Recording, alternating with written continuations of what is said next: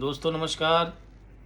मैं शिव शर्मा आपसे पुनः आज रूबरू हूँ और मैं आज बहुत ही अच्छे विषय पर आपसे सारगर्भित चर्चा करने आया हूँ।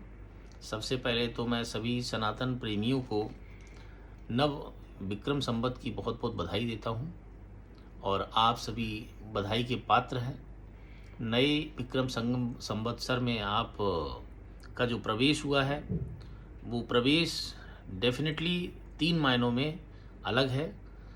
और इस विक्रम संवत्सर में अगर मैं बात करूं तो वो 3 मायने मेरे हिसाब से जो युवा पीढ़ी है, जो अभी स्कूल जा रही है, कॉलेजेस जा रही है, उनके नए सेमेस्टर्स शुरू हो चुके हैं, उनका शिक्षा का एक नया चैप्टर शुरू हो चुका है। तो उन सभी विद्यार्थियों के लिए जिनका नया सेशन शुरू हो गया है शिक्षा ग्रहण करने के लिए, वो अपने अपने विद्यालय, स्कूल, कॉलेज जाना शुरू कर दिए हैं। तो उनके लिए खासकर मेरी तरफ से बहुत बहुत शुभकामनाएं हैं। वो अपने इस अभियान में, शिक्षा को प्राप्त करने के अभियान में सफल हों, अच्छे मार्क्स से दोबारा फिर वो अपने टारगेट्स को अचीव करें।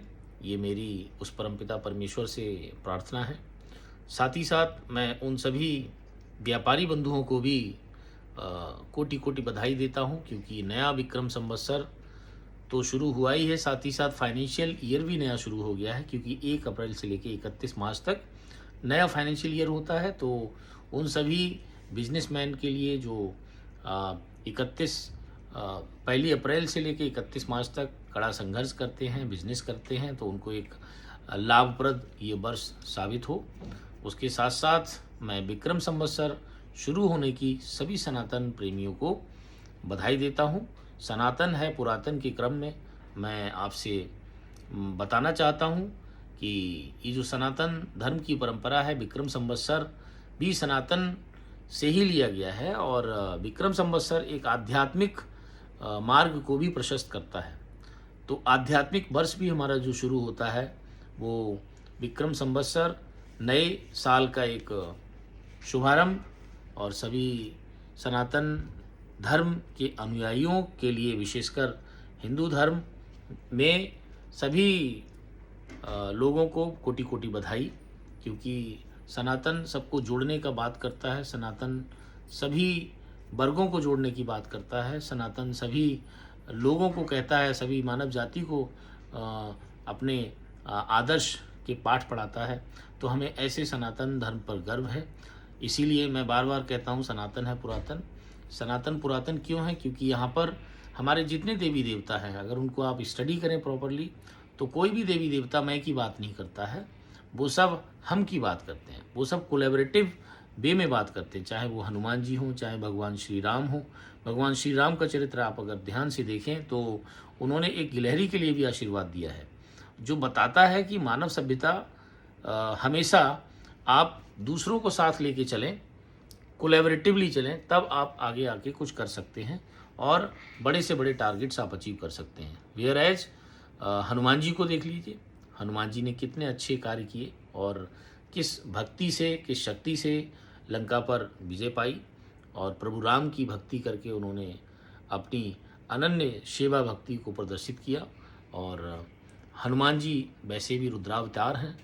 शंकर जी को देखिए, शंकर जी का अगर मैं बात करूं, हमारे आदिदेव, हमारे आराध्य देव शंकर जी के चरित्र को अगर आप देखें तो उनके गण कौन हैं?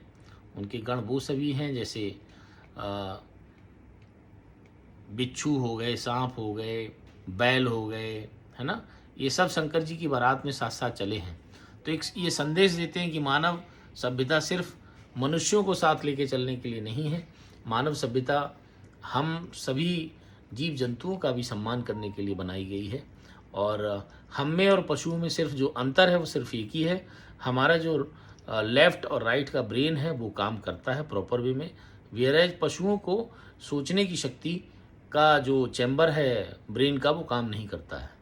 उनको सोचने की शक्ति मनुष्यों द्वारा दी जाती है कि तुम्हें इधर चलना है, तुम्हें ऐसे करना है, तुम्हें वैसे करना है। तभी एक शक्तिशाली शेर को एक छोटा सा रिंग मास्टर उसको अपने कंट्रोल में कर लेता है। एक शक्तिशाली हाथी को, विशालकाय हाथी को एक अंकुश के बल पर एक छोटा सा व्यक्ति, छोटा सा मानव उसको कंट्रोल कर लेता है। तो मनुष्य और पशुता में सिर्फ यही फर्क है, पशुता में ब्रेन नहीं होता है, मनुष्यता में ब्रेन होता है। तो हम सभी सकारात्मक भाव से एक दूसरे का सम्मान करें, एक दूसरे के सुख दुख में एक साथ खड़े हों और सत्य के लिए हमेशा तैयार रहें, सत्य बोलने के लिए हमेशा तैयार रहें, क्योंकि सत्य की परीक्षा समय समय पर आपकी ली जाएगी और आप सत्य की परीक्षा करने के लिए तैयार रहें, सत्य की परीक्षा पर खरे उतरने के लिए आप तैयार रहें। यही सनातन धर्म है। सनातन धर्म कभी ये नहीं सिखाता है कि आप एक दूसरे से वैमनस्य करें। सनातन धर्म सिखाता है एक दूसरे को समवेशी भाव से आप देखें और उस समवेशी भाव से एक दूसरे का आदर करें और एक दूसरे के प्रति निष्ठा रखें। निष्ठा कब आएगी? जब आपके अंदर अहंकार नहीं होगा। अहंकार कब खत्म होगा? जब आप ज्ञान को प्राप्त करेंगे। ज्ञान कब आएगा? जब आपके अंदर ओपननेस होगी। ओपननेस कब होगी? जब आप आध्यात्मिक रूप से सक्षम होंगे। तो सनातन को समझने के लिए आपको आध्यात्मिक रूप से बहुत ही मैच्योर होना पड़ेगा और आध्यात्म के शरण में आपको जाना पड़ेगा।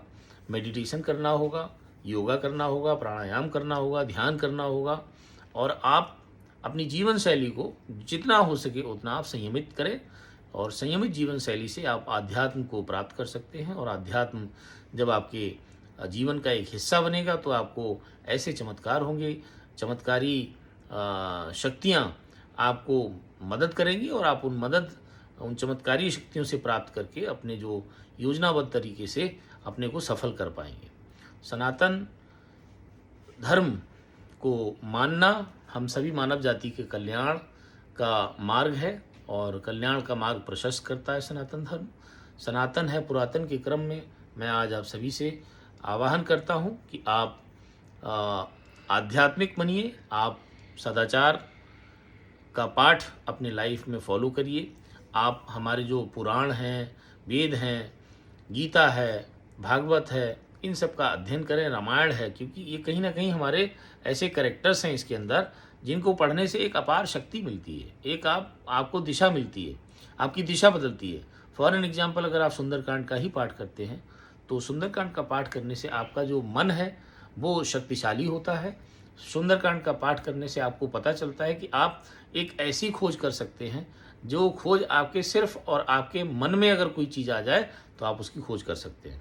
सुंदरकांड के शुरू में जो आप देखेंगे तो इतना कन्फ्यूजन है कि वो सीता माता की खोज कैसे करेंगे और वो कैसे लंका तक पता लगाएंगे, लेकिन कोशिशें हमेशा कामयाब होती हैं। तो सुंदरकांड एक ऐसा प्रियतम कांड है रामायण का, ऐसा खंडकाल है रामायण का जो सारी रामायण का सारांश है उसके अंदर देखिए आप बानर, भालू, मनुष्य और कहना चाहिए पक्षी, इन सब का एक मिला जुला समागम देखेंगे। जल, थल, नभ, चर, सब लोगों को आप एक साथ इस सुंदरकांड के अंदर देखेंगे। समुद्र देवता कैसे अपने आराध्य देव भगवान राम को कैसे रास्ता देते हैं, कैसे लंका पर विजय भगवान राम प्राप्त करते हैं। तो ये सब सुंदरकांड का पाठ है। सुंदरकांड आप देखें, सुने, समझें और उसको एक आत्मसात करने की कोशिश करें। सुंदरकांड में जो बोला गया है, कई बार बोला गया है कि आप एक दूसरे का सम्मान करें, आप एक ऐसी चीज़ अपने अंदर इन्वॉल्व करें कि किसी भी चीज़ को ये ना सोचें कि ये असंभव है। संभव तभी होता है जब आप असंभव से आ हटा देते हैं। तो सुंदरकांड एक ऐसा अध्याय है जो आपको आपके जीवन से, अगर आप असफल हैं तो आ हटा देकर सफल हो जाएंगे और आप अगर बेसहाय हैं तो आप बा हट जाएगा, सहायक बन जाएंगे, किसी दूसरे के सहायक बन जाएंगे। इसी तरह से सुंदरकांड एक और शिक्षा हमें देता है कि सुंदरकांड के अंदर आप कभी भी जीव जंतुओं का अपमान ना करें। जीव जंतु, जल, ये एक ऐसी चीज़ें हैं जो हमारे जीवन से जुड़ी हुई हैं, हमारे वो कहना चाहिए हम उनके साथ में एक सिम्बियोटिक लाइफ जी रहे हैं। चाहे वो पशु हों, चाहे वो पक्षी हों, चाहे वो नदियाँ हों, हमें सभी का सम्मान करना चाहिए। चाहे वो जंगल हो, आप देखिए भगवान बजरंगबली जब जाते हैं सीता माता की खोज में तो वो उनको खाने के लिए कुछ नहीं मिलता तो जंगल में जाते हैं, वहाँ जंगली फल फूल वो खाते हैं। इसी तरह से भगवान राम ने कंदमूल फल का सेवन किया है, सबरी माता के आश्रम में जाके उन्होंने बेर खाए। तो ये सब हमें शिक्षा देता है सुंदरकांड कि हमें वृक्षों के प्रति भी अपना आदर भाव रखना है, हमें वृक्षारोपण को बढ़ावा देना है, हमें जंगलों का नाश नहीं करना है, हमें जंगलों को काटना नहीं है, बल्कि हमें वनस्पतियों को पुनर्जीवित करना है। तो आज के क्रम में मैं समझता हूँ हमारी बात जो थी वो मैं समराइज़ करता हूँ। सनातन एक है पुरातन, ये तो हम सब जानते हैं, पुरातन ही सनातन है, सनातन ही पुरातन है। और धीरे धीरे करके हम और आगे चलेंगे तो देखेंगे, अब हम एक एक करके चीज़ों को समझने की कोशिश करेंगे कि सुंदरकांड के कौन से चैप्टर में, किस खंड में क्या क्या है। कभी प्रसंग आएगा तो उस पर हम चर्चा करेंगे। आज के लिए मैं पुनः आप सभी का धन्यवाद प्रेषित करता हूँ। आप इतने कम समय के लिए हमसे जुड़े, आप सभी बधाई के पात्र हैं। आप हमारे चैनल को सब्सक्राइब करें। सनातन है पुरातन और पुरातन ही सनातन। इस क्रम में मैं आपसे बहुत जल्द अपने अगले टॉपिक के साथ पेश होता हूँ। तब तक के लिए धन्यवाद। शुभ रात्रि।